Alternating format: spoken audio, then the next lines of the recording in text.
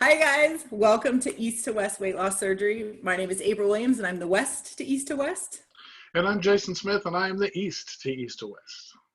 We are here to support the bariatric community with humor, humility, and honesty. And today's topic, wow, is going to be huge. It's probably going to be one of many episodes that we dive into, but it's so important. Jason and I were just discussing it. We go through so many changes even before we've had bariatric surgery, and then especially after our bariatric surgery. And we oftentimes get to a place where we realize that how we used to live our life is not going to serve us moving forward. So if we really want to recover, if we really want to find lasting success after bariatric surgery, we really kind of have to change almost every aspect of our life. And the biggest place where this change has to happen is with our identities. So today's episode, the following episode, and I would imagine quite a few more episodes in the future are really going to focus on our identity. And this is just so important because who we were before surgery is not who we are after surgery. That old life, that old person was how we lived a different life. And now that we have had surgery, we are living life as a thinner person. That old person doesn't know how to live life as a thin person. So we really kind of have to come up with a new playbook. We have to come up with a new way of doing our lives. And, research has shown that if we start at our identity, if we start at our core and we make our changes from our core outwards, it's going to be long lasting. It's not easy. It's not necessarily pleasant, but I'm 9 months post-op, getting close to months, and I've definitely gotten to the point in my life where I have acknowledged that identity is not going to serve me moving forward. And for me to make lasting change, for me to find success, I really need to refine, or I need to discover, create my new identity, and then I need to build my life around that new identity. So really this episode and next week's episode is really just going to focus on identity, what it is, why it's important, how our old identities differ from our new identities. And then really we're going to offer everybody a playbook or a step-by-step guide that we can follow to create these new identities or identify these new identities, and then kind of plan backwards, right? So if this is who I want to be, how am I going to make that happen? And how am I going to track that progress? So kind of a big topic, but worth diving into. Definitely worth diving into, because it's a super important part of even when you decide to have the surgery from the very beginning. Yeah, a lot of that stuff factors into it going forward. So that's Yep. a definite topic that that I think we'll be glad and well served to spend a lot of time on. Absolutely. I know one of the biggest concerns that I had before surgery, and really I think that prevented from just taking the step of having bariatric surgery, is so afraid that it's going to change as a person. And before surgery, I was really happy with, who I was at my very core. I was happy with my friend group, with my social circle. I had great relationships with my family. I liked what I did, professionally. And I was just so terrified that I was going to become this different person. And now that I'm 9 months post-op, I can definitively say that my core, who I am as a person, has absolutely not changed. And that's fantastic. But the shell of who I am absolutely has to change. So not only has my physical shell changed, but that shell of my identity and what my true identity is as a person really I need to showcase more often and more truthfully. And I need to just make some different decisions in my life. I really need to start showing the world, no, this is my identity. This is how I'm living my identity. And I have evidence to prove to myself and to the world that this is truly who I am. And it has to serve me. It has to serve my goal of not only losing weight, but it has to serve my goal of maintaining my low weight. Right? I mean, yesterday in our virtual session with Wendy and in the previous episode, she shared those stats, right? In the first 2 years after bariatric surgery, you have a 50% chance of relapsing 2 years out. I mean, that was just like, oh my God. I mean, when I first heard that number, I was so stressed out because I just thought I've been battling food, for as long as I can remember. And now you're telling me that I've gone through this major surgery. I've done all of these changes.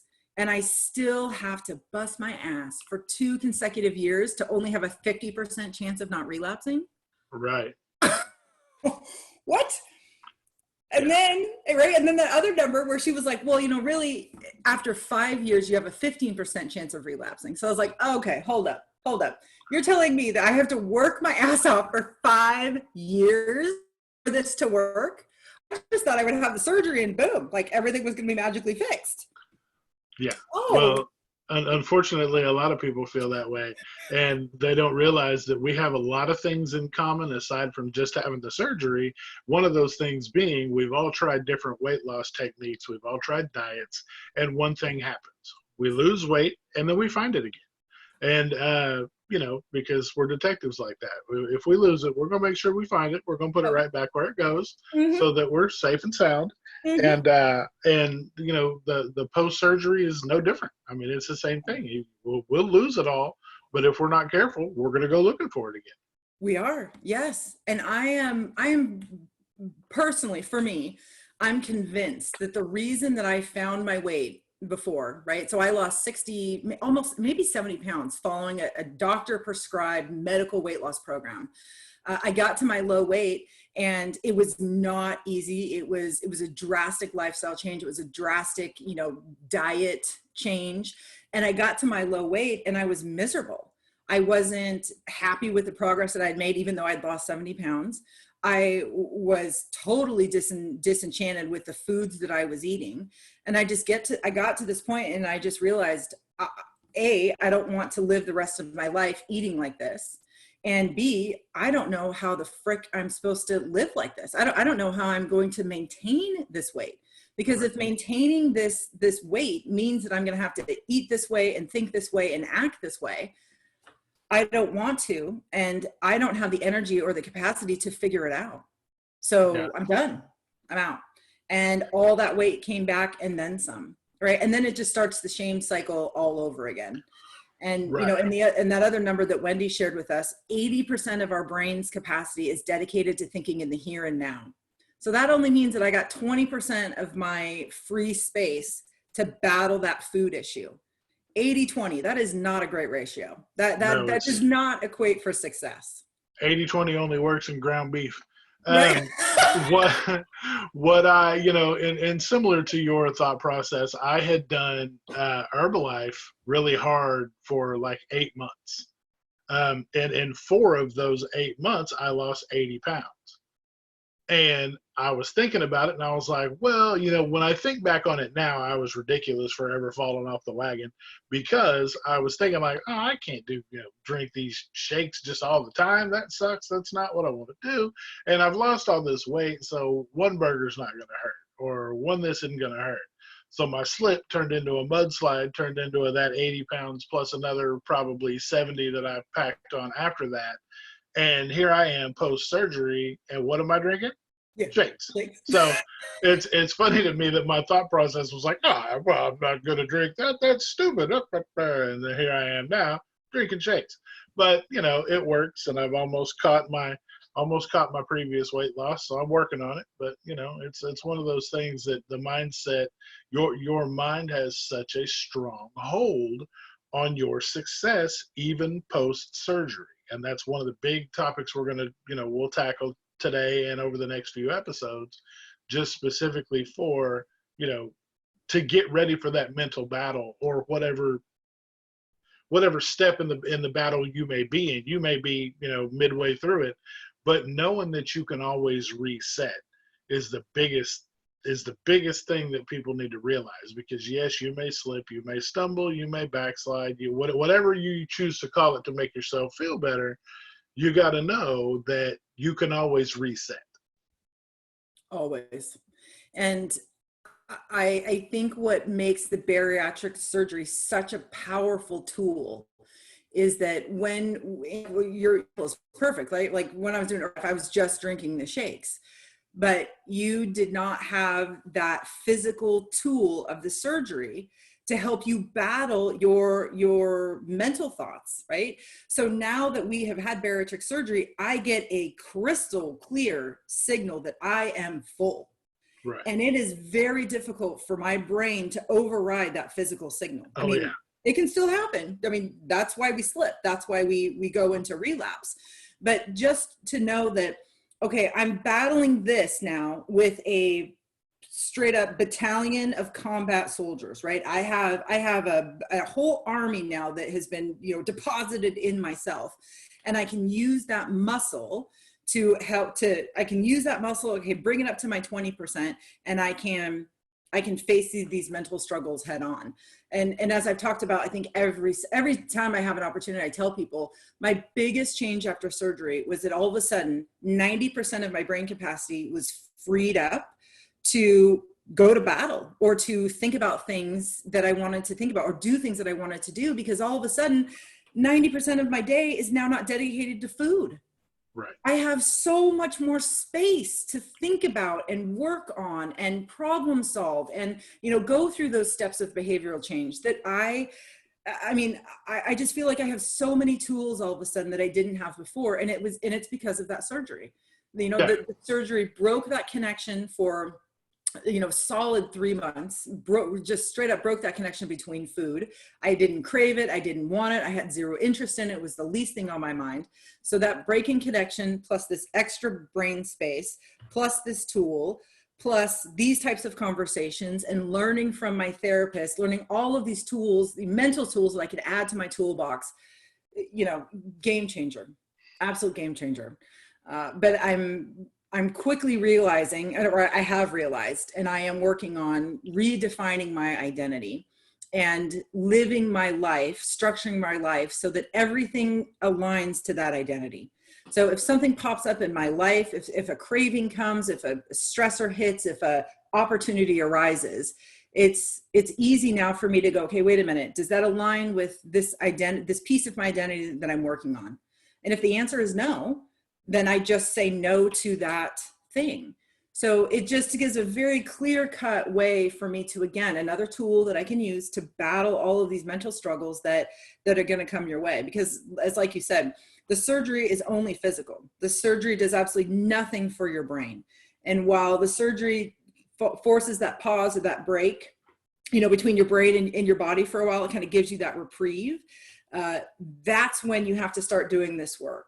Because if you're not working on it before surgery, like you did, Jason, or if you're not working on it as soon as, the week 2, basically after your recovery, all of a sudden, all of these mental demons are going to come back in one day, and you are unprepared for that. And if you are not armed to the teeth with all of your tools, you're going to relapse.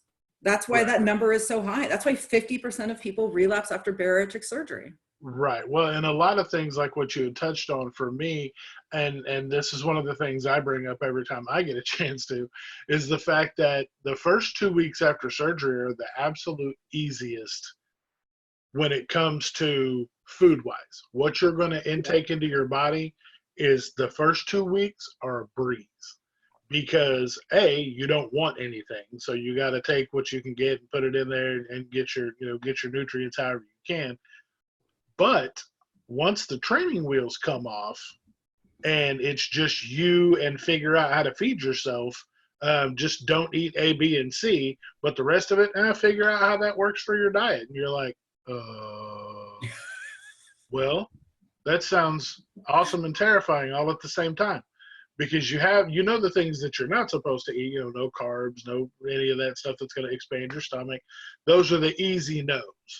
But there's a ton of other things that are out there that you think are healthy or that you think are going to be okay because they may have a high, everybody's worried about protein counts, and I'm the worst one about it. My wife will tell you to this day, I annoy the hell out of her because I'm always like, protein, protein, protein, protein. And she's like, yeah, look at the rest of the list. And I'm like, oh, well, okay.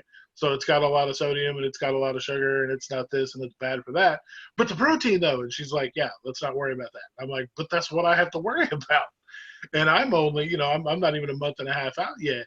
And so for me, it's funny that that's my biggest concern. It's just, you're so able to just kind of get tunnel vision and really just only worry about, what it is. if you're not careful, you can lead yourself down a path inadvertently that is not gonna help your cause at all. Correct. Yep. And for me, I would absolutely agree with you. The first 2 or 3 weeks after surgery, food wise, was an absolute breeze. But then when I also realized that now I'm supposed to start reintroducing food, my old habits, my old identity really kicked in. And it was like, Yeah. oh, cool. Well, you can have this again, or you can eat that again. And it's like, oh, wait a minute. I did this surgery so I would not weigh what I weighed before. Exactly. And I ate those things when I was fat. So if I eat those things again, I'm going to be fat again. So, just very quickly, I started to realize that my old self was not going to jive with my new self. And I had to make that acknowledgement, and I had to dig in and commit to doing this work. And Right. it's exhausting. And I've really, I guess, maybe not fully, but I'm kind of getting there, that like, this is my life's work. Everybody struggles with something. Nobody is immune from that, I think. And my struggle is food. And I just have to acknowledge it. And I just have to know that every day I'm going to be going to battle. And at least I'm to the point now where I can say some days are much easier than others. It's almost like some days, it's like all quiet on the Western Front, right? Some days Yes. it's like both sides are just like, you know what, we need a break. And thank God, yes, we need a break. I And some agree. days, right? Some days that other side is like, oh, hell no, I'm gonna, storm the fort. And then, it's just every day is different, but at least having the tools to attack it, or, to fend off those attacks, has absolutely been helpful. So, Right. And I know one of the biggest things for me as far as identity goes pre-surgery is I didn't meal prep at all. I was not a meal prepper. I was a spur of the moment. If I feel like I want steak right now, I'm going to go get steak, and I want the biggest one you got with the mashed potatoes and all the sides. Double mashed potatoes because I don't want any of the green stuff touching my plate. That's gross. Let's not do that. Because let's face it, I'm from Oklahoma originally, even though I live in Jacksonville now. So Oklahoma there's nothing green in Oklahoma. steak, potatoes, broccoli looks like the stuff I go hunting in. Like, we don't play that. Yeah, none of that. No green stuff. So all the whites, all the starches. So for that being such an integral part of my resurgence into, post-surgical life, that was one of the biggest parts of my identity that I knew I had to implement, because that for me in my situation has cut out a lot of the battle, a lot of the internal struggle with my old self and my old habits, because yes, I could grab the paper and order whatever to be delivered, but I've got 5 Ziploc containers full of this stuff that I spent all day meal prepping, and I'm just going to eat that, because that's right now. Because if you're like me, like anybody else, now that I've had surgery, I run and run and run until my stomach's like, hey, you probably need to eat something. And I'm like, Yeah. oh, that's right. So meal prepping and having that on hand and being ready is a tremendous help, because I'm hungry now. I'm not hungry, let me take 10 minutes to figure out what I want to order, place the order, and then wait another 45 minutes for it to get here hungry. I'm hungry like I need to eat right now. Mm-hmm. And so having those containers on hand, I grab one, put it in, throw it in the sink to wash, and then go. And so that's helped me overcome a lot of those internal battles for myself.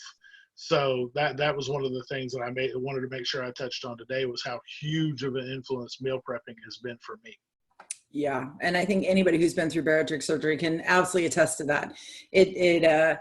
It's definitely a way to streamline, right? It's definitely a way to help us battle the mental stuff, because as those cravings and old habits come back, if you are armed with, oh, nope, here's my new identity, and here's how I am showing the world what my new identity is. I'm meal prepping.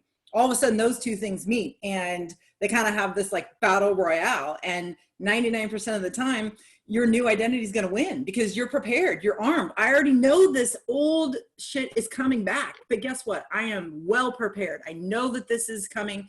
I have thought about this. I have planned for this. You are not going to win today. And what a fantastic feeling. But as you Yes. know, the work to get there was monumental. It Yes, was a huge task. definitely.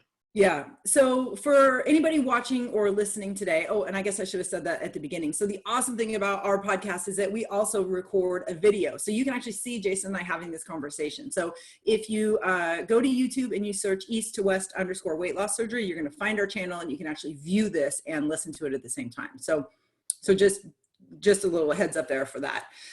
So before we dive any deeper, we're gonna actually, I guess, define what identity is. So if you're listening, if you're watching, I'm going to challenge you to think about your current identity, no matter where you are in the process. So if you're pre-op, think about what your true identity is now, and really kind of start thinking about, am I showing the world my true identity, or do I have a pseudo identity? Like what I'm going to talk about. I had a public identity and then I had a private identity, and I worked very hard to show one side of my identity while keeping another identity hidden. So, really think about, okay, what is my identity and how is it serving me now, or how is it not serving me now about my goals? And then really just as we kind of move through this conversation, I really challenge you to see yourself in our stories and in our examples. And I really challenge you to think truthfully about where you're at now in your current situation, and think about, just how you might shift that in the future. So identity basically it's our beliefs, our values, our core feelings, our skills, our attitudes, our inward, our outward appearance. Identity is kind of everything that makes us. James Clear in Atomic Habits defines identity as our repeated beingness. So these are the things that we repeatedly do over and over and over again, or the things that we repeatedly show people over and over and over again. Identity is formed kind of all throughout our lives, and it can change based on our experiences. But the real, I think, goal for identity is that we truly our identity should be our truest form of self. And a lot of times that's very daunting sometimes, because we're scared that if we show people who we truly are, if we live our true identity, we might be rejected, or people might not agree with us, or they might not like us.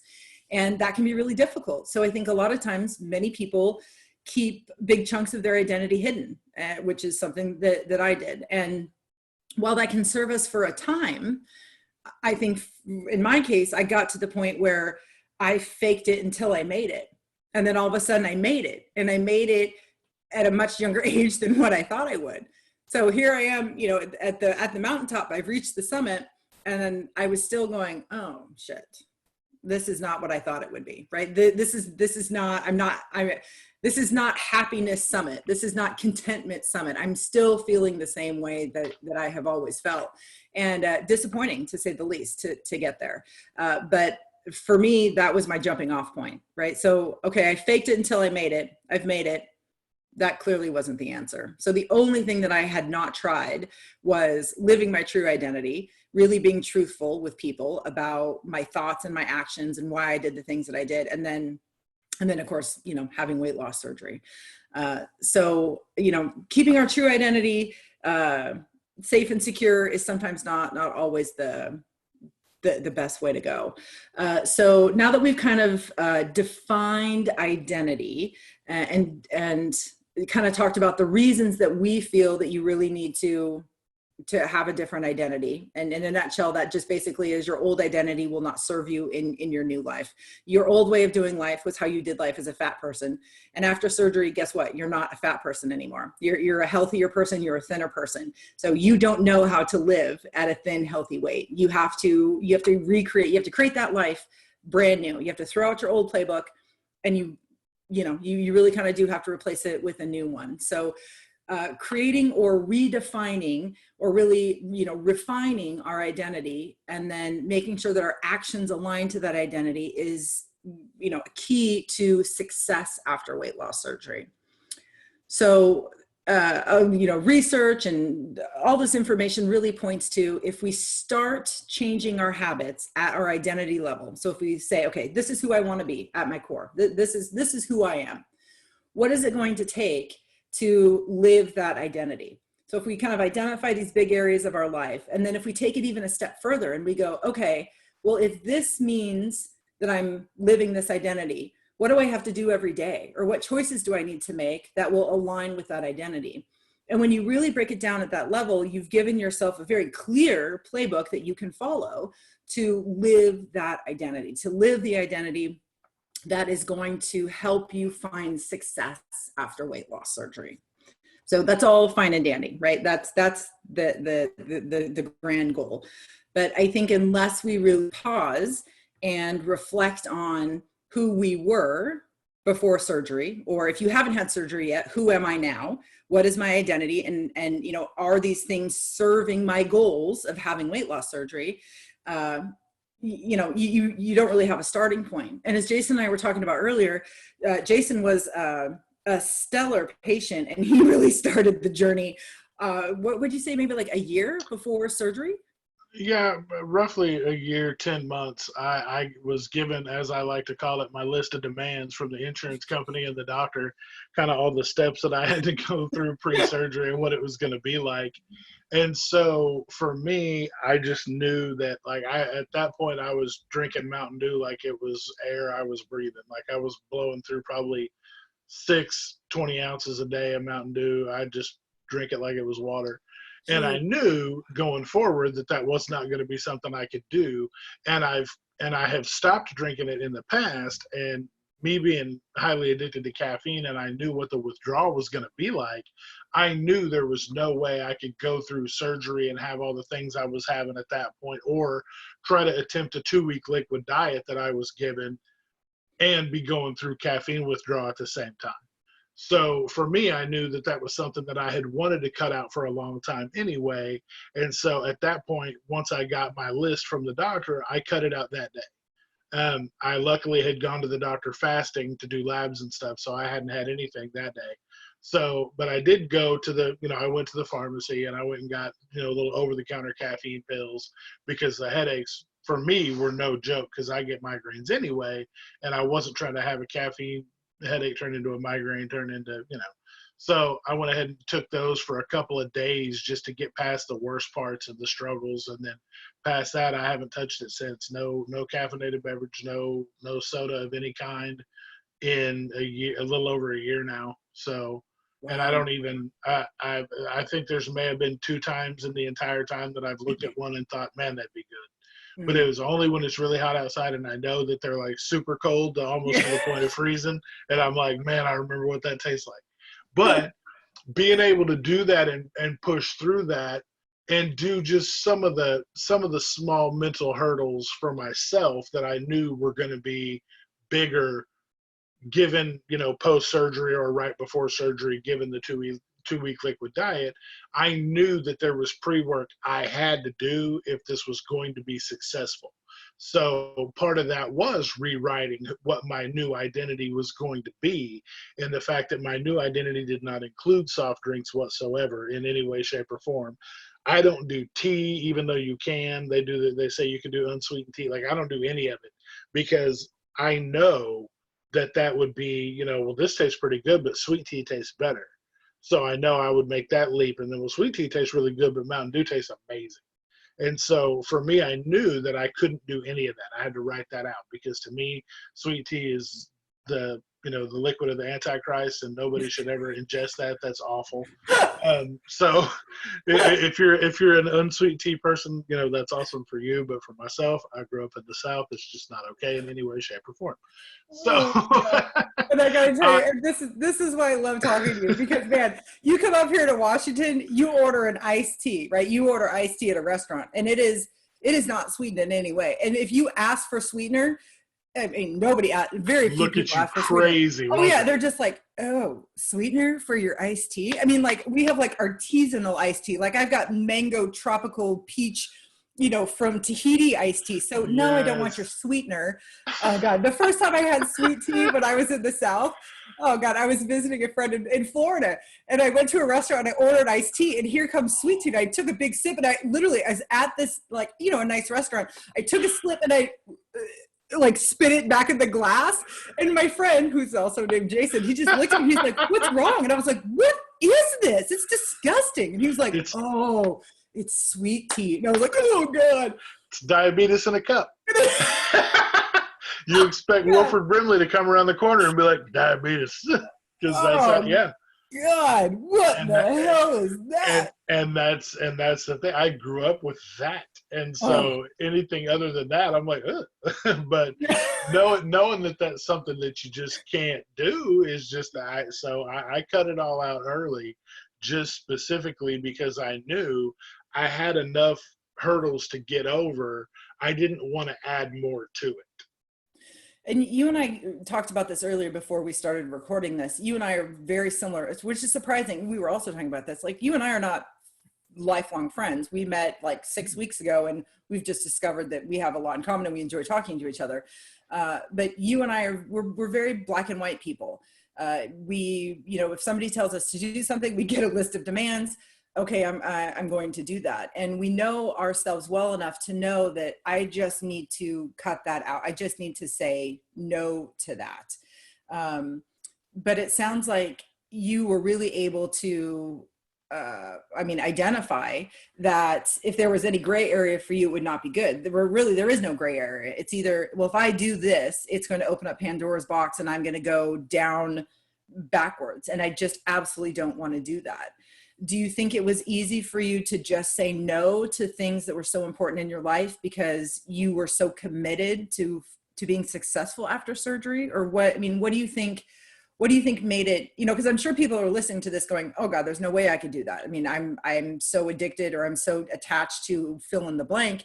There's no way I just can't do that. But it sounds like you were kind of the same with a lot of things in your life. So what allowed you to make that definitive, nope, this, I'm done with this today? Well, for me, I knew that a lot of things that I was addicted to for many, like I when I say I drank Mountain Dew like that, I literally, since I was 16 years old, I can remember never not having a Mountain Dew, whether it be 20 ounce, a 2 liter.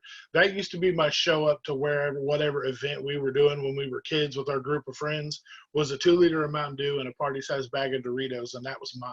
Like, I didn't know what anybody else was doing, but that was mine.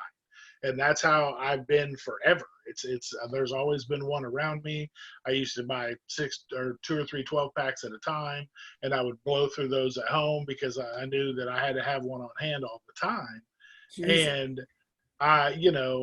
for me, you don't get much more addicted than that in my mindset. And so I knew that going forward, I was not going to be able to be successful in what I'm doing. And like I said, I had stopped a couple of times before, and I think the longest was 2 years I went without it. And then one sip and I was back to full blown all the time, every day, went and bought 12 packs and just like it was nothing. Yeah. And so I knew when it was time to do this, I had a couple of cardiac scares earlier in the year. Like, I felt like I was having a heart episode. So I went to the ER, and when they took my blood pressure, it was 217 over 174.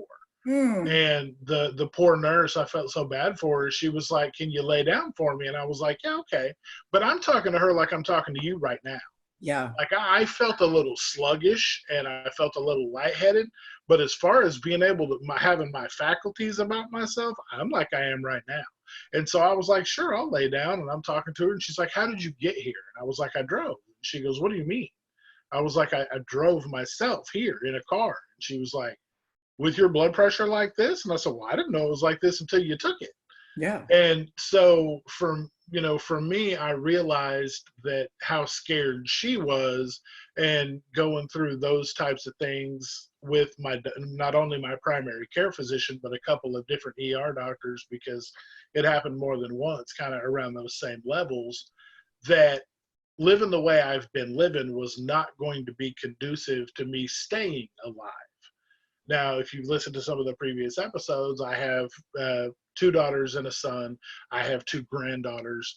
And for me, the reality of being around for that, for all of that, really sunk in around that time. So I knew that I had to put not only a foot forward, but I had to put my best foot forward if I was going to succeed. And it truly was a life or death matter. And I'm aggravated with myself that I waited until it was that, because I knew over the years that I wasn't healthy, that I was getting way more out of shape than I was even before. And for me to have waited that long, I felt like not only I robbed my son, because he's younger than both my daughters. He's just now 17 and he's just supposed to graduate here in a couple of weeks. But I robbed him of the active parent, the parent that could go do all the things he wanted to do. And for me, that really resonated with me on a level that I wish I would have done it before. And I had to be successful this time because I didn't allow myself to be successful before. I allowed myself to fall off the wagon and gain all this weight back. So for me, this was kind of now or never. If it wasn't going to happen now, I might as well just go ahead and let the next heart episode be, be the final, because it's that serious. And I had to, like I said, I had to put my best foot forward if I was going to succeed. Wow. That's really powerful. And the flip side to that is, while, I think a lot of us after bariatric surgery start regretting us not doing it sooner, we do have to be thankful for all of the life, the quality life that we have ahead of us. So while I might not have been active with my son up until this point, I mean, oh my gosh, now think of all of the things that you're going to be able to do with him moving forward from this point. I mean, so it's a catch-22. I should have done it earlier, true, but look at the life that I'm going to have now that I have committed to doing it. I mean, it's powerful and sad all at the same time. But the good news is that you did do something about it. You made the changes, and now you're realizing all of the life that's going to be ahead of you, because of the changes that you made. Definitely. And even to this point, like I said, I had surgery March 11th of 2020. And as of this morning, I was 79 pounds lost so far from the time I started my liquid diet until right now. Yeah. I have been pushing for that 80-pound mark for a while now. I've kind of been at a mini stall. Yeah. 390 has just been my friend for a few days, and so I'm finally down. So I'm I'm to the point. I'm like, man, if I can just get to that 388, I'll be whew. Yeah. So I'm there, or 386, sorry. But yeah, no, actually, no. As of this morning, I'm 81 pounds. Oh, your math is off. Look at But you. yeah, well, that's normal because me and math don't get along. Yeah, me too. So yeah, yeah. So I'm at 81 pounds now. Huh? Never mind. Just kidding. So yeah. Congrats. Thank you so much. I appreciate it. But even and I hate to say it the way I always reference it, because I say I'm only 80 pounds down. Yeah. Even though it's a huge accomplishment, I'm still, I know that I can't be like, well, I celebrate my small wins, but at the same time, I don't put too much stock in the fact that this is just another step in the progress. Because if I look at it any different for myself, I don't want to start getting lazy and lax off because I know it's coming off. Mm-hmm. But the mobility that I've gained back in those 80 pounds has been outstanding. Yes. I can only imagine how much better it's going to be the more weight that comes off, because I've already gained back so much of what I didn't even realize that I lost. That's the crazy part about it, is knowing that I've been in this body every single day for 44 years, but wasn't realizing the amount of mobility that I had foregone just so that I could eat whatever I wanted. Like that, to me, the trade-off is ridiculous. So now that I'm on the other side of that, or working to get on the other side of that, I should say, it's been tremendous for me to realize that yesterday, I used to get winded walking to my car to go to work in the morning, but yesterday I mowed my entire yard and continued to help with yard work. And not only was I able to do all of that, I also woke up this morning not sore, and I used to be sore just from walking around every day because carrying 468 pounds, even though I'm 6'4", I've got a large frame to begin with. 468 pounds is no joke. No. So now that I'm coming down off of that, the inflammation in my joints are gone. My knees don't hurt like they used to. My hips don't hurt like they used to. And I'm able to do a lot more and still not be sore the next day. So for me, has been the biggest win so far out of all the weight that I've lost. And I really, truly believe that those small non-scale victories, right? Everybody's going to stall. I had a 1 week stall, 3 weeks out of surgery. I had a month stall. I mean, I lose big amounts and then I plateau out, and then I lose big amounts and then I plateau out. But just to be able to look back and go, oh my gosh, but I was able to do this, or I was able to accomplish this, or I didn't even think about doing, this type of activity. It doesn't matter if your weight stalled, because sooner or later, your weight's never going to change. You're going to get to your low weight and that's it. And all we have to be grateful for and thankful for and motivate us to keep living like how we've been living is us recognizing and celebrating the type of life we are leading now that we would never have been able to lead at our higher weight. And it's very true. That's just the power of addiction. Our addictions did not grant us the space to be grateful for the movement of our bodies or what our bodies could do. And all of a sudden, when you really start battling that, or when you force a pause in that, it gives you that space to go, oh my gosh, I can do this now. I didn't do this before. This is amazing. And it just becomes this intrinsic motivation to continue to do what you need to do to be successful after weight loss surgery. Right. No, Yeah. You're 100% right.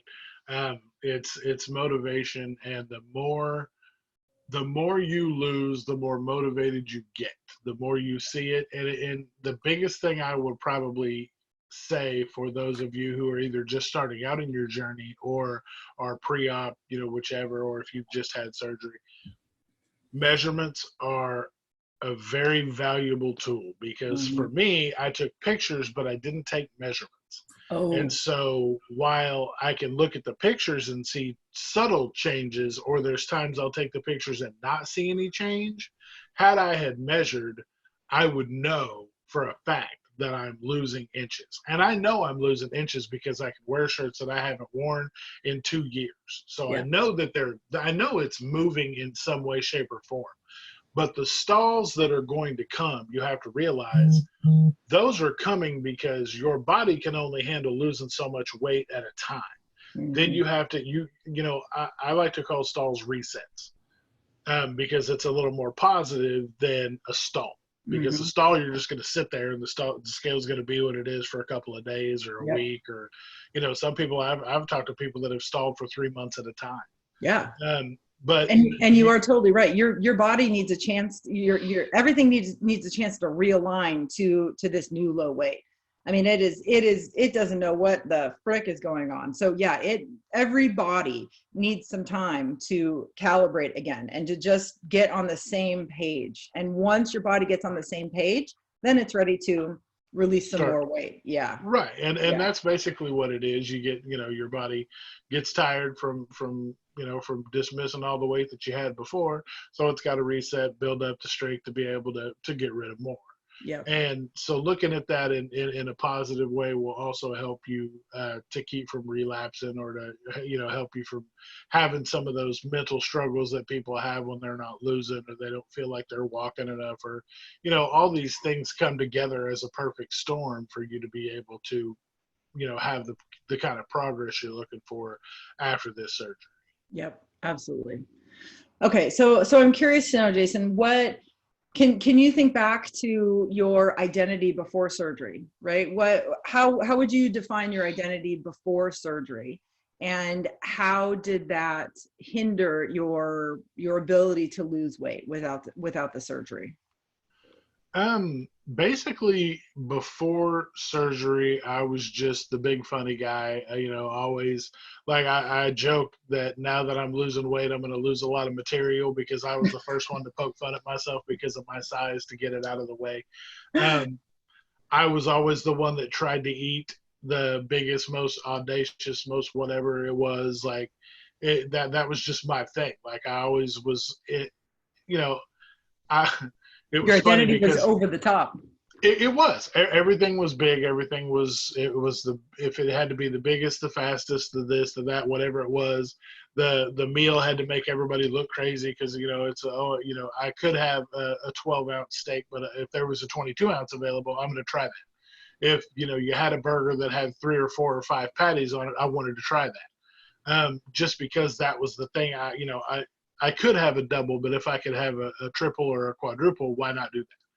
I remember when my girls were young, we were at a volleyball tournament in another city, and they had a 1-pound burger, and they had, I mean, the buns were the size of hubcaps, and I remember I was like, I want it, and my wife's like, you're not going to eat all that, and I was like, the hell I'm not. You can't tell me I'm not going to eat it. I know how hungry I am, rah rah rah, because I'm a big toddler at the end of the day, and I pitch fits like I'm 4. And you can't tell me nothing. And she was 100% right. I didn't finish it. I looked like an idiot. I ate a little bit over half of it, and I was completely miserable. And what was funny is I had to sit the rest of the day while they played a little bit more volleyball. And my wife laughed at me, and she was like, that's what you get for being an ass and trying to act like you could eat 1 pound of meat with 2 giant ass buns. And, to me, that it's always been that. It's always been, the biggest drink, the biggest whatever, you could find and all this. And, it was funny that you said the facade that you think that people know you as, and your internal self that nobody really knows, that you kind of keep hidden. And it was funny that you mentioned that, because that resonated with me on the fact that people knew that about me when I would go out to eat. But if I was home, it would, I would kind of be reserved on that kind of stuff. But the thing that a lot of people still to this day don't know is I'm also the same person that would go to McDonald's when nobody knew and get 4 triple cheeseburgers, a large fry, and a drink, and sit in my car and eat it where nobody could see me. And nobody knew that. Nobody knew that I ate that over the top. Because at the end of the day, when you count that up, like we said, I'm no good at math, but that's a lot of cheeseburgers. If you pull them out separately one by one, that's 9 cheeseburgers. Yes. What the hell do I need with 9 cheeseburgers and a large fry and a large Dr. Pepper or whatever it was I was drinking at the time?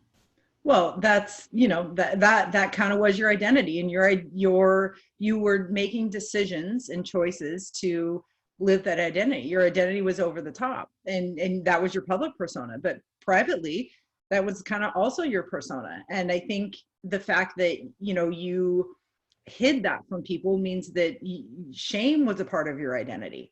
So, as you're trying to portray to people like, oh no, I'm happy with my life, that is not actually the case. There's actually a lot of shame. There's a lot of distrust. There's a lot of, really negative emotions and negative things to your identity.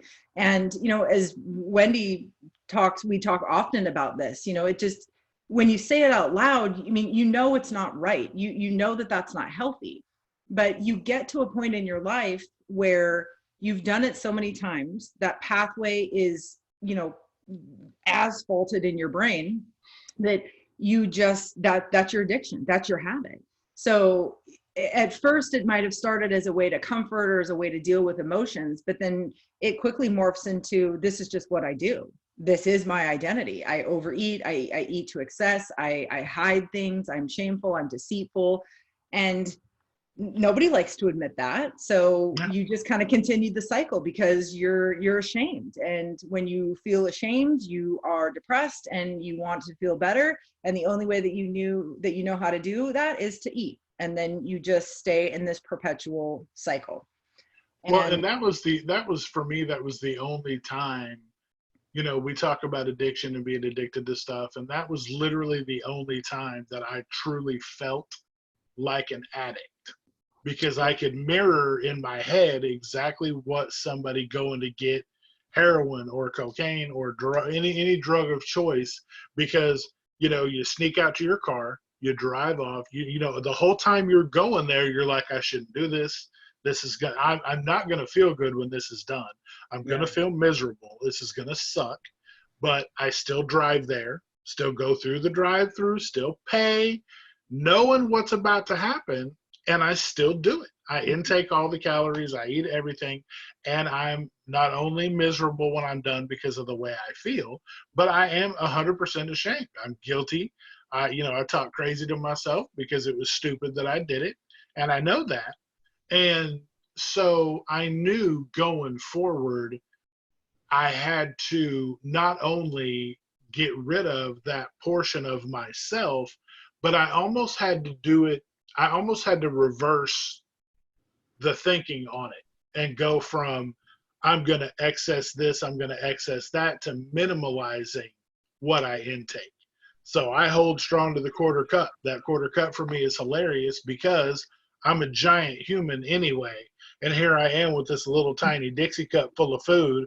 And they're like, what the hell is that? And I'm like, that's my dinner. And they're like, what do you mean? And I'm like, this is what I can eat. Yeah. And, Yeah. I sit there and it takes me a while to eat it all. But to me, I find as much humor in that as I did being the excess guy that had to have all this extra stuff. So having the eyes on me in the other way is just as satisfying to me as having the eyes on me for being the outlandish and having the biggest plate with all the food on. So really, it sounds like you really did swap your identity, right? Your old identity was over the top excess, and your new identity is reserved minimalism, really. Yeah. And it sounds like you're perfectly happy with that switch. So what was the driving force behind that? Because I mean, it's interesting. The thing I really want to make sure that everybody knows is that you and I both had massive weight issues, and we got to our weight issues differently. I never drove anywhere to sneak food. That wasn't my issue. I consumed too much too often. So I think it's important to know that it doesn't matter how we got to our weight issue. We had a weight issue, and no matter how we got there, shame is almost always involved with that. So don't feel like, well, I don't do that, so I don't have a weight problem. No, you do. You do something, and you do have a weight problem. That's why you're listening. That's why you're thinking about bariatric surgery. That's why you did bariatric surgery. So it's not the point, and it doesn't matter how. That matters is that we're here and we've made a decision. So what do you think? How did you make that switch? How did you just go from that old identity that clearly was serving your weight issue, but was not serving you being healthy, to this new identity that is serving your weight loss and your healthy life? I knew, and it's funny that you mentioned that, because we've all been in denial at one point or another. Like you said, that's what led us to this point. Mm-hmm. Yours was, you had mentioned before that your friend had told you, about bariatric surgery. You'd let her know that that's not for people of your size. That's for big people. Well, mine came when my cardiologist had asked me if I'd ever thought about it. And I got really offended. Like I wasn't the biggest man on the floor at the time when he was talking to me. Like, well, what, me? No, that's not for me. No, I'm going to lose this naturally. Like we've all told ourselves 100 times. Mm-hmm. But, for me, I just knew going forward that I had to make an adjustment if it was going to work.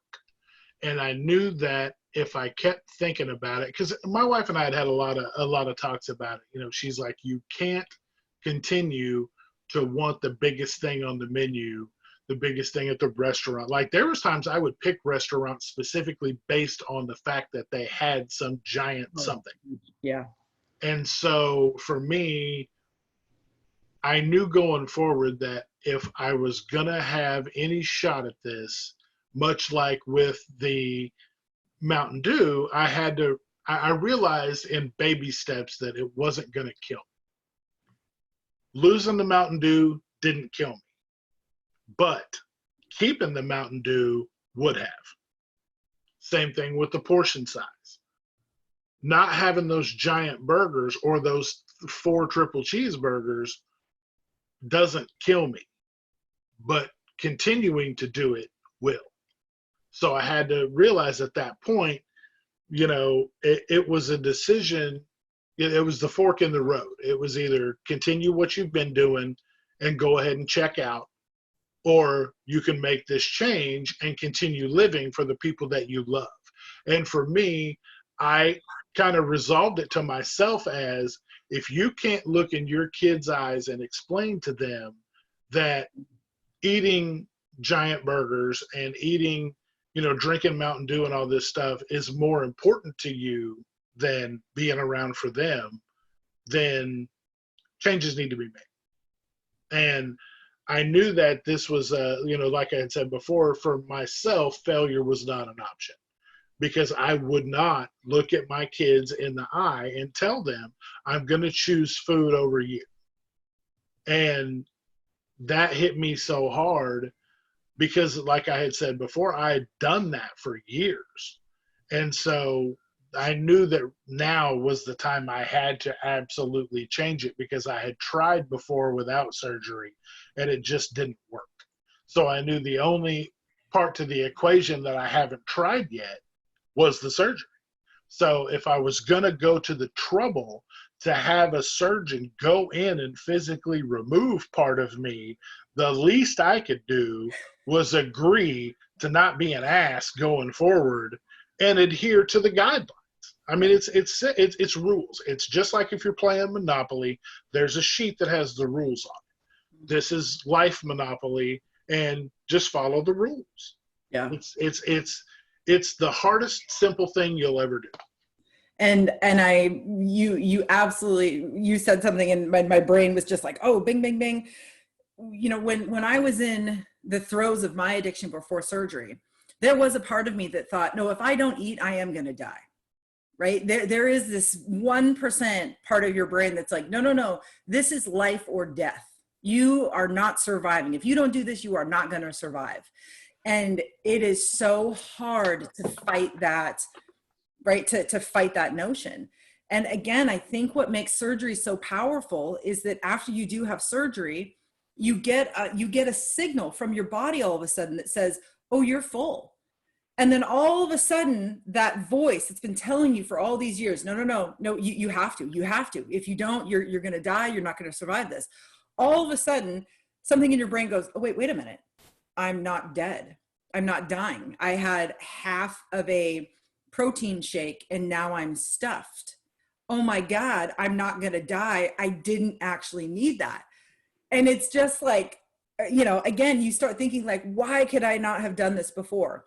You couldn't have done it before because you didn't have the surgery. You could not have done this before because you did not have this tool that gives you signals, that gives you the power that you need to finally check the voices in your head, because your head has been running unchecked for the entire length of your conscious life. And that has just been running amok, and you have had no back talk to it. You've had no resistance. And all of a sudden your body, the thing that you haven't been listening to forever, is going, wait a minute, I do have a voice. Oh, wait a minute, I can tell you something. And then you're just going, oh my God, you gotta be kidding me, right? But what a powerful thing though to have, what a powerful tool that we can use to fight that. Because like you said, you really do get to the point where you do have to acknowledge, I'm choosing food over fill in the blank. And your rational brain goes, you're crazy. And then all of a sudden you go, oh yeah, that is crazy. That is crazy. And I think when we get to that point, we can make that adjustment. We can make those changes to our identity, and we can start making different choices that align to that identity. Absolutely. Yeah, I agree. And your why, everybody's why is different. For me, it was my kids and my grandkids. For you, it could be something else. But ultimately, at the end of the day, everyone's why starts with choose yourself. Whether it be the food, whether it be drink, whether it be whatever it is, choose you, because you're the only one who can make the choice to get better. And so at the end of the day, your why may extend to your family, your husband, your wife, your significant other, your kids like me. It could be a multitude of things, but at the end of the day, it all starts with you making the decision for you. Correct. And we know that can be difficult for us before surgery, because most bariatric people are, we're the ones that will help others before we help ourselves. And that's very difficult to put ourselves in that position. But as you realized, if I don't put myself first, I'm choosing food over my family. I'm choosing food over my life. And that is just, that's not rational. It's not logical. It's not sane. So, but this is the power of food addiction. This is the power of what we're battling. And man, yeah, life's work to overcome it. 100%. And I definitely, I had a very polished public identity. I had a very hidden private identity. And I worked for years and years and years to prove to the world that my public identity was my true identity. And I definitely was a master at that. And then I got to the point where I achieved everything I wanted to achieve, right? Showing people that, nope, you can do all of this and you can be this size and it doesn't matter what you look like and you can be successful. Cool, I got there.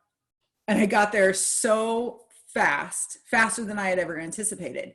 And then like what I said earlier, I mean, I literally, was standing on the mountaintop going, this actually got me nowhere. This is not the reward that I thought was coming. And like you, right? After having the conversations with my friends, after having conversations with myself, it was like, well, the only thing I haven't tried yet is weight loss surgery.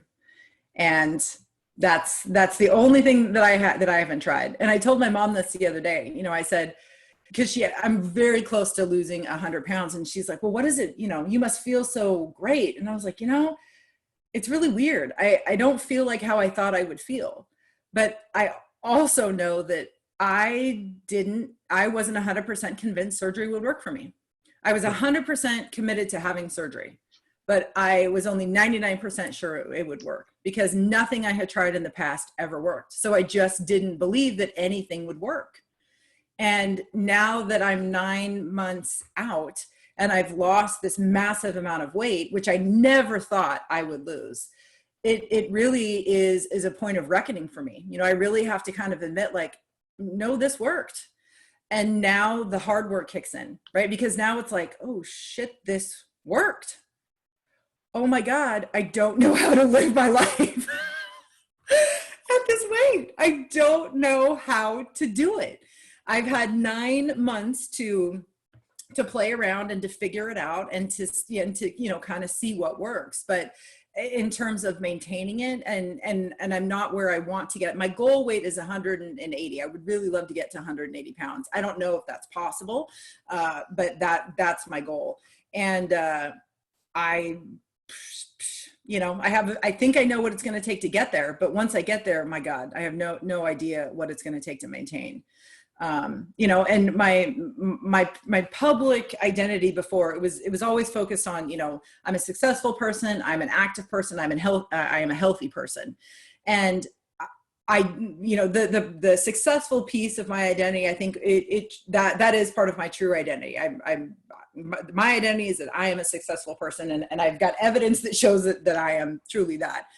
But, my public identity being healthy and active, sure, I have some pieces of evidence that prove that I was healthy at some points and I was active at some points, but it wasn't a majority of my evidence, right? So yeah, I would go walk 5Ks with my friends, and yes, I loved hot yoga, and yes, I was always kayaking and paddleboarding, but that's not necessarily being active. That's just like moving my body, right? And yes, I enjoyed a salad when we would go out to eat with other people, or yes, I would make healthy choices when I was out with other people.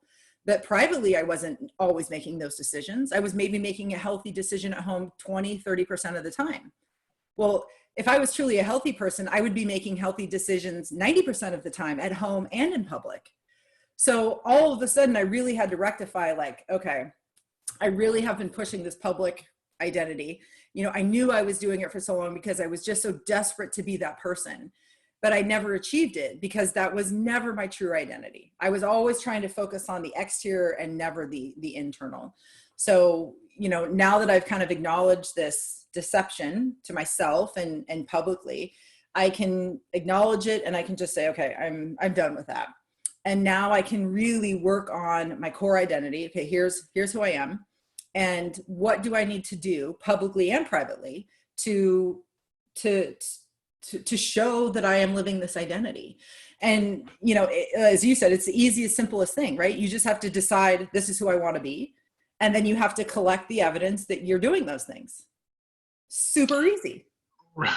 Right. It's in theory, it is the easiest thing. The most important thing that resonated with me about what you said is you're 9 months out and you're still crafting who you're going to be. You're still crafting this identity. And I don't want anybody out there that's listening or watching to think that this has to be done overnight. It doesn't have to be done pre-op. It doesn't have to be done the day after post-op. This is an ongoing thing that you have the ability to write your story. You're going to be the one that gets to say how successful you are. And crafting that new identity is going to take time. It's going to take time. It's going to take research. It's going to take a lot of looking at yourself, a lot of being honest with yourself and stripping away all the outside layers of like your outside persona, much like April said. You're gonna have to do a lot of soul searching to realize who you want that new identity to be. And that's just something that, while the road's going to be as long as you want it to be. If you're somebody that makes those decisions really quick and can just turn it around and say, hey, this is who I'm going to be now, and I'm just going to implement these things today, then great, that's amazing for you. But there's going to be other people that it may take a little bit longer, and there's going to be people that are forever evolving, and that's okay too. It's just one of those things that you are the author of your new story. Like, this is chapter, whatever chapter you may be in. For me, chapter 44. So I got to rewrite and start from chapter 44 and write the rest of my book. Yeah. And so that's just one of those things that you're going to get to do. And it shouldn't be looked at as a daunting task or something that is just going to be this massive undertaking. It's a chance for you to rejuvenate, revitalize, and to really take control of something that's been out of control for, I know for me, for probably 15 years now. Mm-hmm. So absolutely. And what I think is really motivating for me, and I am very much the person that's like, no, I'm doing something. Like, as my husband always says, as soon as I tell my husband I want to do something, he's like, oh God, please don't go out and buy every version and every color and every, because I'll just be like, oh, like I'm all in at one time. And that's not while there's lots of positive things about that, that way of operating, there's also a lot of downsides. And when I really sat down and started to think, okay, what is my identity? I quickly realized there are a lot of different facets to my identity. Right. And if I tried focusing on every single facet at the same time, I'm going to burn out and I'm not going to be successful. Right. So what's really helped me is Wendy gave me a window. She said, look, the changes that you make between months 9 and 18 post-surgery is your window of greatest opportunity for change. Right? So around month 9, you're really recovered. Life is really back to normal. Your old habits, your old identity is really going to come on strong. And you have to spend months 9 through 18 hardcore focusing on the areas of your life, the areas of the aspect of your identity that is going to most serve you in your weight loss goal. Right? Because I'm much more than just losing weight. My identity is, a piece of my identity is my weight loss identity, but then I've got all these other facets. So for me, when I sat down, I was like, okay, what is my identity? I've got just a rainbow, right? But if I know that months 9 through 18 is when I can make the most impact in my weight loss journey, then I just really paused these other aspects of my identity that I want to work on. And I am only focusing on, okay, what piece of my identity is going to help me be successful after weight loss surgery? So I really sat down and I just said, my identity is, part of my identity is going to be a healthy person. And I really just sat down and I thought, and I said, okay, well, if my identity is a healthy person, what does that look like? What would I be doing? And I just really thought about, well, if I was a healthy person, I would be doing these things, these big things. And then from there, I broke it down like, okay, well, every day I would be doing this, or this is how I'd be getting in my nutrition. This is, sleep would be important. Activity and movement would be important. Mental strength would be important. And I just started like jotting down like, well, so this is what I would be doing every day. And when I looked at this graphic that I had created, it was like, Jesus, that's a ton of stuff. And I felt overwhelmed. And I just stopped myself and I was like, nope, because if I feel overwhelmed, I'm just going to close this book and I'm not going to deal with it. And if I don't deal with it, I'm going to relapse. I'm not going to be successful. So I Right. forced 100%. myself, right? So I just forced myself to open that back up again and go, okay, I need to focus on one little area at a time. And so my nutrition was the first area that I'm focusing on. And I certainly haven't mastered it, but man, I've made some amazing progress. And I track my progress. And even though there's three other aspects to this healthy identity that I know I need to work on, I'm just doing one at a time. And once I master this one area, right, once it really becomes routine, once it becomes easier for me to implement every single day, then I'm going to move on to the next one. But my focus is between now and 18 months. So I got to get these things done in 18 months. And that's totally fine, because that gives me permission to not worry about these other aspects of my identity. I have the rest of my life to refine and polish and craft my identity. Like you said, I mean, my road's going to be my lifetime, and that's fantastic. But the part of my identity that's focusing on my health and my weight loss, I have to get that done by month 18. And that is my goal. So for me, having those numbers, having those dates, having these kind of goalposts, if you will, are very beneficial for me, because I could quickly run off the rails and I could derail myself and I could, go all picture and I could just blow it up. But like I said, if I do that, then I'm gonna fail. And I just don't want to do that. Yeah, so, no, and you're 100% right. And it's the key to it is not to get overwhelmed. And if you do get overwhelmed, reach out to any support that you may have.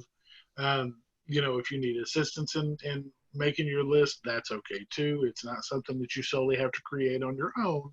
yeah. But the biggest point is only take on chunks you're going to be able to handle from start to finish. Because if you don't and you get overwhelmed, like April said, your possibility for relapse is so much higher. It is. Yep. You just got to take it one chunk at a time, and you have to. If your personality is like mine and you go all in, you really have to learn to back yourself up and to just focus on one at a time. And if your personality is to take it in micro steps, that might not be good either. You might need to expand a little bit, because now you know those numbers. 2 years, people. You got 2 years to make this happen, which seems like a big chunk of time, but in the span of your lifetime and in the span of your chances of being successful, you've got some pretty clear goalposts. And I'm really excited about our next episode, because really the next time that you and I talk, it's going to be about how we make these changes. So how do I define my identity? How do I polish it, right? How do I identify it? And then really going that next step. Okay, so what does that look like? And then what do I need to do every day in my life to collect the evidence that shows that I'm living this identity? I'm even going to share a graphic that I created for people who are listening or watching. You can use it yourself if you just don't know where to start. But we're really gonna give everybody a playbook to follow. That if you want to give this a try, here's how we suggest that you go about it. It's how I've done it, and I've found success. Jason's going to share really kind of how he's done it and how he's found success in his identity. And I think it's really important that that we have to create our own recipes in life, right? We have to look at people who've done things successfully. We have to look at people who are doing what we want to do, and we need to learn their system. We need to learn their recipe. And then we need to take pieces of people's recipe to make our own, because one way of doing things, right, one system might not be perfect for you. You really need to craft your own. So I think it's really important that you just put your feelers out there, see what other people have done, take the pieces that resonate with you and create your own recipe and try it. And if it works, then your recipe is golden, then you run with that. And if you try this recipe and something just didn't fit right and needs tweaking, then you find that piece that you need and you bring it into your recipe and you make it your own. The important thing is that you just keep trying until you come to that system, that routine, that model, that equation that works for you, and that's what you do. So really that's going to be what our next episode is just about. We're going to share with you some recipes for identifying your identity, and then for really refining it, and for learning to live your life in ways that align with that identity. So I'm excited about that, for sure. Yes, definitely. It's going to be a lot of good information, and hopefully we get it to in the hands of the people that truly need it. Yes, absolutely. All right, so we're trying to end our episodes with a surprise question. So Jason and I ask each other a surprise question that we don't know, because we want it to be a little bit candid. So we'll try to keep this brief, because we've taken up enough of your time, but hopefully it's been all good stuff. Hopefully it's been all valuable stuff. Okay, so what I want to know, Jason, is when you go out to a restaurant, do you ever experience some painful moments when it comes to food and what you have decided that you're not going to eat anymore? Painful, not so much. Nostalgic and wishing I could go back sometimes to some of the unhealthy ways a little bit. Yeah. I do catch myself checking the wrong side of the menu, so to speak, or the wrong area of the menu, and looking for the bigger things that I know there's no way I can do unless we're talking 3 or 4 days worth of eating. But yeah, that's probably the most I would say, is just still not knowing right off the bat that I can't be looking at 12 and 16 ounce, ribeyes and things like that, because, there's just no way. Yeah, instead of just going straight over to the kiddie menu or whatever it is that I'm going to be Yeah. be trying to eat little Yeah. 6 ounce steaks and things like that. But yeah, that's probably the biggest one for me. Awesome. That's a big change in a positive way. Yeah. Well done. Well done. For you, I want to know what was, or what has been so far in your change, what's been the biggest obstacle to overcome? Oh geez. Oh God, that's a really tough one. Um, I think the biggest obstacle for me has really been getting over my use of food for my emotions. I I don't display a lot of emotion. And even privately, I'm not a very touchy feely person. I don't, I'm just not, that's just not truly who I am. But there are times in life where I'm very emotional. I'm very upset, distraught, angry, sad, depressed, and my personality is usually very happy and jovial. And before surgery, when I was feeling those things, my go-to was food. It didn't really matter what, it was just eat food, eat large quantities. I'm just going to constantly feeling full, like almost uncomfortably full, was how I just kind of numbed out, everything else. So when I experience those emotions now, it's difficult for me to not turn to food. And I'm finding that it's very helpful if I just talk about them. But that has been a struggle. For so long, I've been such a private person. I've been so afraid to show, my true identity, my true emotions. I think there's even parts of me that my husband doesn't know. And we've been married almost 10 years, and I've known him for 13 or 14 years now. I mean, even my family, my sister, who I'm extremely close with, my parents, who I'm extremely close with, there's just things that I just don't, I just, for some reason, I want to keep protected, and I want to keep hidden. And, I used to cover that with food, and not anymore. So I definitely don't struggle with it nearly as much as I did right after surgery, but there are still some days where I just am angry that I can't deal with my emotions by stuffing my face full of whatever it is I wanted to eat at the moment. So that would be the biggest struggle, but I'm overcoming it. I'm learning how to deal with it. I'm talking a lot more. I'm being honest, doing a lot of writing, doing a lot of venting, doing a lot of just like talking to myself, even just to get it out. That's been a really big help. So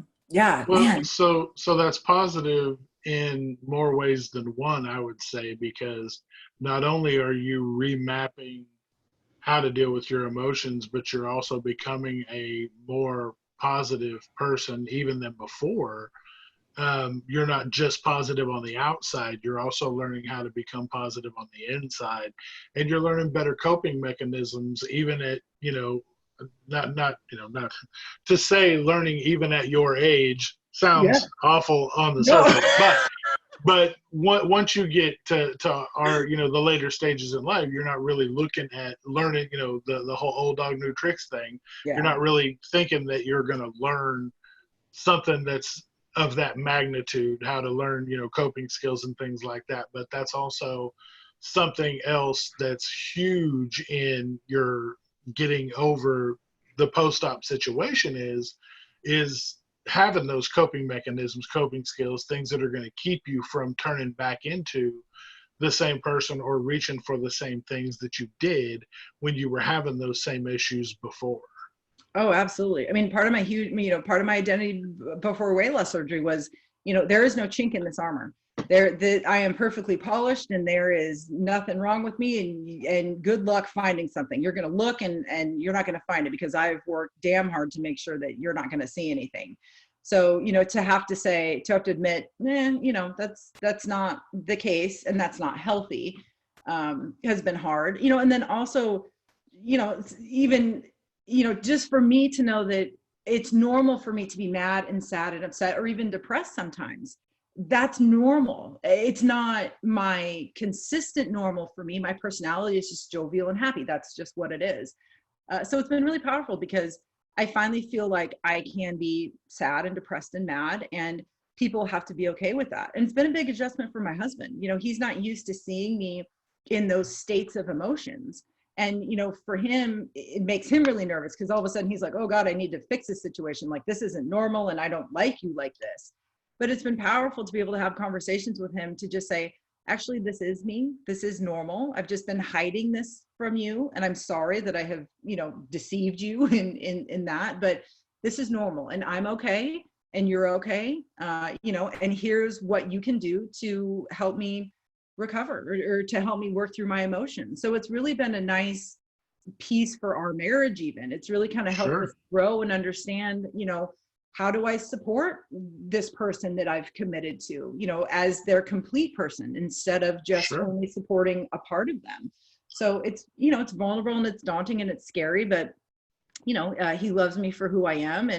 And that just continues to be proven. Every time I say something like that, he steps up to the plate, and he's able to help and support or empathize. I don't always need a solution. I just need you to nod and go, oh, I understand that. I'm sorry. And that's a hard thing for us men, because we're fixers. We like to try to fix things. If you're coming to us with an issue, we want to try to be the knight in shining armor and save the day. But, like you said, it's not always what you need. No. But, on a positive note, as far as you being able to have those open talks with him and gather just another form of somebody who's going to support you. I've never heard somebody say, I've got too much support, I'm okay, thanks, I don't need any more support. Just, I got enough people around me, I'm good. Like, no, you can't have enough support in this or any other situation. So the fact that you're letting him in and letting him assist in that situation, not only is going to help, like you had said, strengthen your own bond with him, but it also is going to make him feel a little more like he's got a little more hand in helping you get where you to your finish line. Absolutely. And it's been very powerful for him, I think, to realize that he is helping just by listening. That was kind of an eye opener for him. So I can be so thankful and happy to have his support by just listening.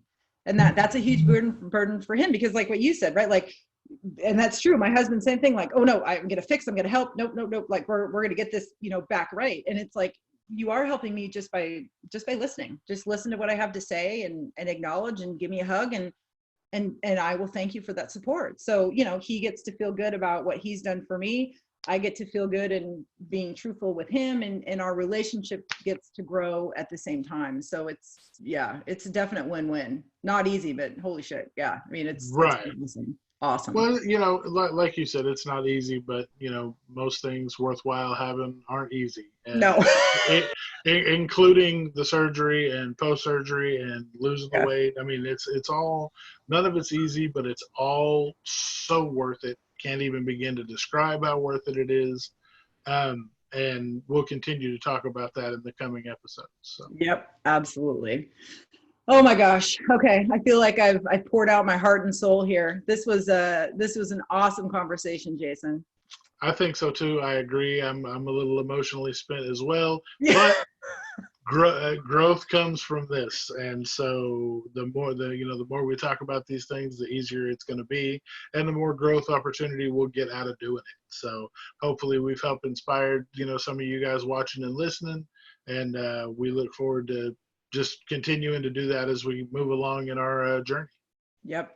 So Jason and I are super, super proud of what we've done so far. We very much appreciate all of your guys' support. We have our first 5-star review on Apple Podcasts. We're just like through the world excited. Yeah, through to the moon excited about that. So if you enjoyed this podcast, please do listen. Please do subscribe. If you would like to leave us a review, we very much would appreciate that. You can also subscribe and follow along on our YouTube channel. You can just find it by typing in east-to-west_weight loss surgery. You can follow us on Instagram. So we are at east-to-west_weight loss surgery on Instagram. You can follow me personally. My page is Actively April. You can follow Jason. He's at The Smithsonian. And I think we're even linked on East to West. But please also do know that our goal is to provide content that is valuable and meaningful to you. So if there's something that you want us to explore, if there's questions that you have, if you would even like to join us on the podcast to talk about something, we would love to include you. So please just reach out to us in any of those locations, offer us your feedback, let us know how can we improve this experience for you, or how we can add more value to your bariatric journey, no matter where you are. So even if you're just thinking you might want to have bariatric surgery, we want to make sure that this is valuable to you. So we welcome that feedback. Definitely. If you know somebody that's about to have it, if you support somebody that's about to have it, we welcome you as well.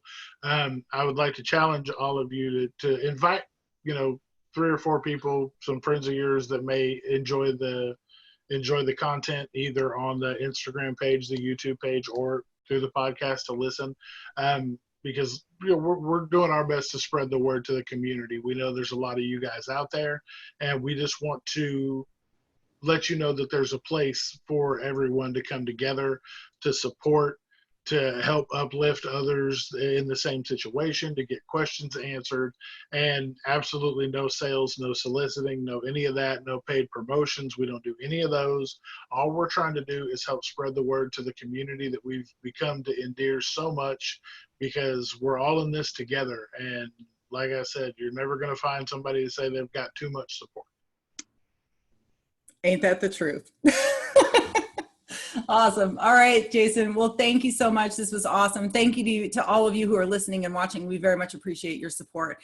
And make sure to join us for our next podcast episode, where we dive into just how we make these identity changes. So until then, have a great week, and we'll see you on the flip side. Bye-bye. Bye, guys.